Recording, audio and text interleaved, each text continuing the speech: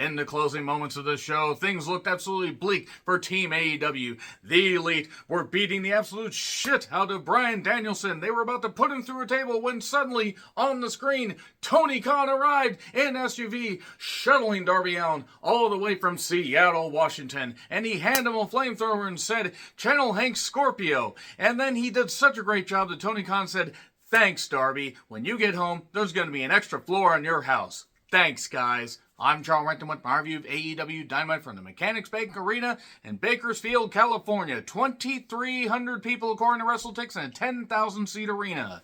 And I thought the roughly 3,000 people at the Everett show last week was a really bleak crowd. And holy shit, where to goddamn start with this? One, I will be reviewing Double or Nothing. I'm going to review every single AEW pay-per-view because I really want to support the talents I care about, do my part, not illegally stream this stuff. Money isn't necessarily an issue. I will find a way to make it work. There are people struggling through a lot worse. And again, I want to support the talents I care about. And there are some great matches on the various pay-per-views.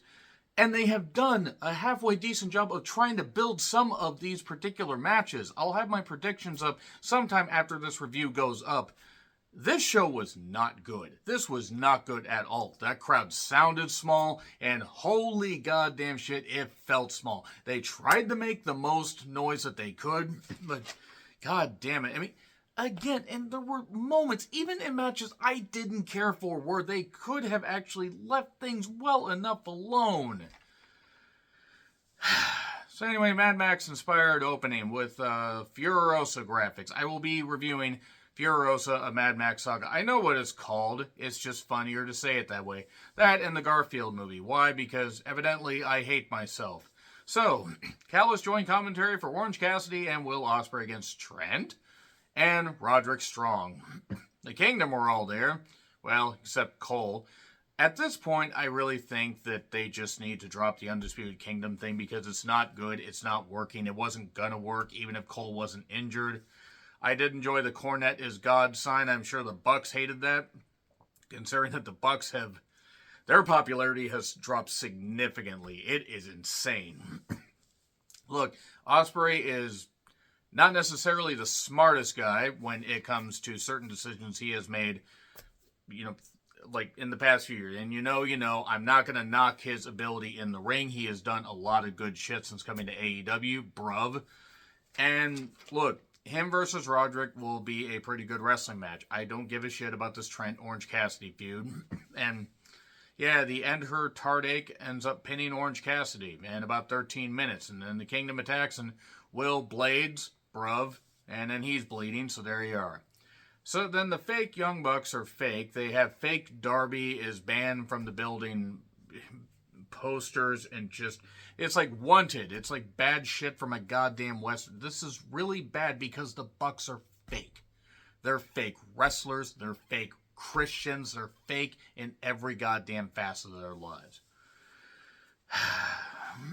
And, okay, look. I don't understand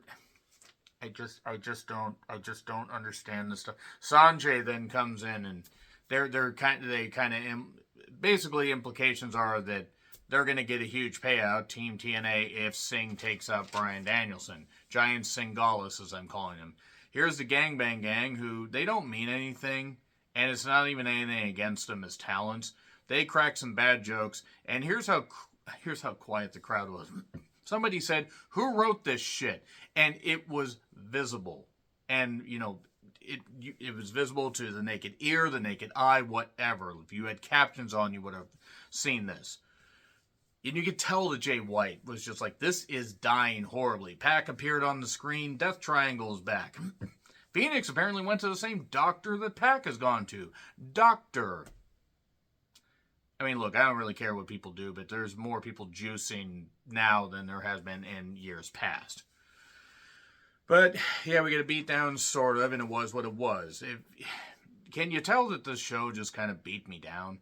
I mean, even last week's show wasn't that great, but it was cool to be there live. If they had put this in the Angel of the Winds Arena, yes, that's the actual name, because there's a casino about, 15 miles north of me that is named after that. So, if they had put this here, I might have just said, you know what, let's just go. I just said to my friend, let's just fucking go. Yeah, Death Triangle's back. We get a match, possibly at the pay-per-view. Except later, the Guns basically say, hey, we have to fight the Lucha Bros, and if you beat us, then you get a title shot, I guess. I don't know. They're having Collision in the MGM Grand Garden Arena.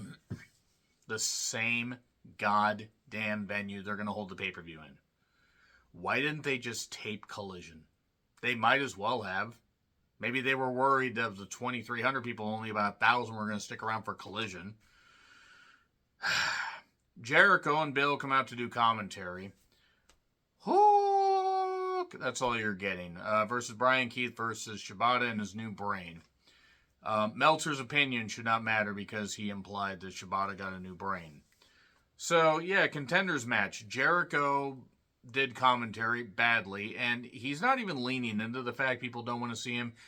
He's just not good. He's not good. He has not benefited the company in a while. And Hook and Shibata tap out Brian Keith at the same time, so it's a three-way, and Shivani actually got a text from Tony Khan. Here's a question. Why would Tony Khan have to text him? Was Tony Khan caught in that much traffic? Is there a lot of traffic in Bakersfield? I've never been to Bakersfield. If you have, let me know in the comments. So, yeah, package on Willow and Mercedes. New Japan footage, and I did like the line where Willow said, I walked out champion, you didn't walk out at all. So, then Swerve. Well, actually, no. They did a Swerve segment comes up a little bit later. We had the sneaker plug for the Bucks. Takeshita then beat Matt Sydal. All right. Wasn't bad. Then he fisted him really hard to get the victory. Nothing against Matt Sydal, nothing against Takeshita. Despite the fact I hate DDT Pro, they do have some good talents. DDT Pro leans too much into the comedy. Way too much. But that being said, he beat up Sydal. Mox's music hits. He has a mic, hits Takeshi in the head, says, I'll see you at Double or Nothing, and that's it. Then the Bucks confront Swerve. Hey, this guy's not allowed in the building. Oh, I don't like Darby, but whatever. Hit my music. And the guy's already hit the music, and the Bucks are telling him about 15 to 30 seconds later to hit the music. Evidently, they don't have ears. They don't have brains, but I would have figured their hearing would have worked. Swerve then took on Nick Wayne. Why wasn't this in Everett? Because you still could have done the same damn thing. You could have had Nick Wayne beaten down. You could have had Lucha Switch hit him. You could have Nick rise up, hit him with a low blow, and still done the photo thing. And then you could have Christian say, hey, I'm going to pay off, I'm going to pay the other Cage, Brian Cage, off, and you're going to beat him. Well, no, they couldn't do that because I don't think that they wanted it to play as well in Everett as it did here. And I like Nick. What a goddamn talent. What a great young kid. His mother, super nice. Very thrilled for them. It was what it was. There was some belt whipping, DDT on the floor for a break. The house call wins it. It wasn't a bad match. They've had better matches. They've also been allowed to go longer. And a run-ins. I think Luchasaurus, Lucha Switch, whatever, got his knee jammed in the top rope when he was supposed to go over. It looked like he really hurt himself. Hopefully he's all right. He didn't get up. Swerve hit the house call, didn't really hit it, and he was down. I hope he's all right. So, Christian gets chased into the parking lot. He's about to take off like he had before, but then suddenly a car pulls up because Nana swerves when he drives, and he swerves when he drives, and that's all I got to say about that. And then Swerve and Christian get in a battle. They get onto the roof, DDT on the roof. He tries a concerto, and the rental car company is going to wonder, why is there a chair-sized dent in the goddamn hood? But whatever, enough of that. Hopefully they got the good insurance. And then Malachi took on Kyle O'Reilly. Look, they've had interactions, and I appreciate what they're trying to do with Malachi and the Adam Copeland. Here's what I felt about this match. I appreciate what these guys do in the ring. Kyle O'Reilly is very good. He doesn't mean jack shit since returning. And Malachi, when he wrestles, is fine. The spooky shit is annoying. It's not good. It wouldn't be good no matter what company it was in. So, the end. Like the ASDF line, Desmond the Moon Bear. That's a real deep cut. And, yeah, then suddenly the red light plays and the Not Brood music starts playing. Or I thought it was TLC's Red Light Special. Except it would be TC at this point because the L had the first ever rollover plan in South America. That's mean. Why am I mean? Let's move on. Suddenly, and I'm sorry, I know what they were trying to do. But suddenly, the red of the new blood, except it was ragu and corn syrup and all this stuff. And it looked like somebody hit the switch or they didn't, get the formula right. They nearly drowned Malachi. It's the new ragu of the new blood. It was terrible. And I'll explain here in a second. The Adam Copeland comes on and says, be careful what you wish for. See you soon. Look, yes, they did that as the Brood in 98 and in 99. And then sometime in 99. And they split up the Brood. Gangrel was gone from the company by 2000, 2001. And yes, Edge did that a little bit. When he came back, he paid homage to the Brood, and I get it. And that would be fine. And yes, they've tried to build this whole thing where he's going into the darker side and he's doing all this. The problem is, this wasn't the Brood. This was the new blood stuff. That's what it was. Because it seemed fake. It felt fake. And it didn't even look legit. It looked like they literally mixed ragu and menstrual blood or something like that. Maybe they got it from all the, a lot of the roster backstage. Maybe they collected it from a goddamn, Planned Parenthood clinic down the street. What am I on about? I don't know. It's as good of an explanation as any as to why it looked like that. The red of the ragu blood. This was bad. This was bad. I get what they were trying to do, but this felt much more late era WCW than it did the Brood in WWE. So, package on the Anarch Queef in the arena match. Card rundown. They were still cleaning up all the red of the ragu blood as the women made their appearance. Subtle. Like an elephant on stilts. It's like when WWE does the Progressive Match Flow sponsorship and they show women's highlights. So Toni Storm and Mariah May against Saraya and Harley, and there was a person that was dressed like a Newsies reject. Apparently that's Saraya's brother. Tony Khan deserves to just, go the way of Herb Abrams at this point, if that's what he's going to keep doing. Because he's signing every goddamn person. I don't care if he maybe does good on the British Indies. There's a reason why some people don't do as well there. And Saraya has meant jack shit since signing. When was the last time she meant anything? God, Saraya's shit is what I wrote down. Harley has no idea what she's doing. I saw her against Tony. I'm not saying she doesn't try. This wasn't good. They're going to do a casino gauntlet in the Forum next week. They're running Dynamite in the Forum when they can barely draw 2,300 people in a goddamn 10K arena. They got to draw 7,000 to 8,000 people to justify running in the Forum. So yeah, an AEW World Title shot at Forbidden Door. The match was what it was. The crowd was into it. We get a double kiss spot, and then Harley got pinned. Was what it was. And then the maitre d', as I'm calling her, because she has all the enthusiasm of somebody who is running a restaurant, which is unfair because restaurant staff actually seem like they care about their job. But Serena Deeb, that is her name, by the way, but I'm calling her the maitre d'. She attacks and hits Tony with a shoe.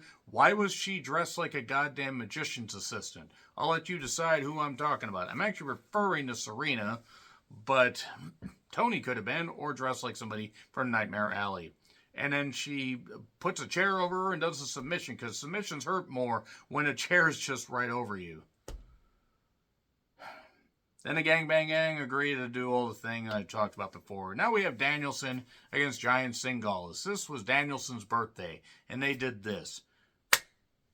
Okay, Giant Gonzalez now could do better in the ring, and he's been dead for a number of years. He was confined to a wheelchair for the last number of years of his life. Giant Silva could do better. I don't know if Giant Silva's still alive. Great Khali looks like a goddamn world beater next to this guy, who I'm sure tries, and I'm sure that he is a nice guy. He ain't cut out for this shit. This was bad. This was one of the worst TV main events they have ever goddamn done. This was terrible. And yes, an angle match is fine, but this was bad. And here's how bad it was. And this is actually where I think, like, it's just an indication that this company is spiraling out of control. And I hate saying that. Sanjay tries to clear off the announcer's table, and he ends up taking the whole damn thing apart like it's fucking Jenga. Good job, Sanjay. Good job. God, and I thought him being part of that Jay Lethal SoCal Val wedding was bad. They did this to Brian. They did a DQ finish. I'm not even going to talk about Giant Singalis being terrible in the ring. Abysmal. Giant, laborious, lumbering sack of fucking shit is what he was. My God. And then they did a friggin', they did a bunch of bullshit at the end. He punched the guitar. I think negative dimes were actually drawn with this. And then the Bucks show up. And they have some money in an envelope. And then the Bucks can't do anything right. They do their thing where they hit their knee and ow, ow, ow, ow, ow. And then Okada shows up. And Perry shows up. And Khan drives Darby to the arena. And Darby has a flamethrower. And just does stuff with the flamethrower. And you know what? At this point, just burn the damn arena down at this. I don't know what else you're going to do. I mean, just set fire to a pile of money, because that's basically what they're doing right here. Again, I'm going to order Double or Nothing, but it's just, is he going to use a flamethrower if they battle in the crowd? That seems like a pretty stupid idea.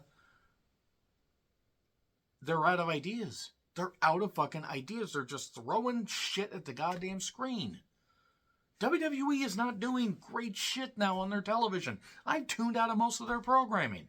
I watch this to support the people I care about and to get some kind of perverse enjoyment out of the monstrous stupidity. And it's getting to the point where I can't even watch Collision or Rampage. Anyway, I'm going to watch Double or Nothing. So are you guys going to watch it? Let me know your thoughts in the comments. Like, share, subscribe, Twitter handle in the description. I'm John Ritlin. I'll see you soon.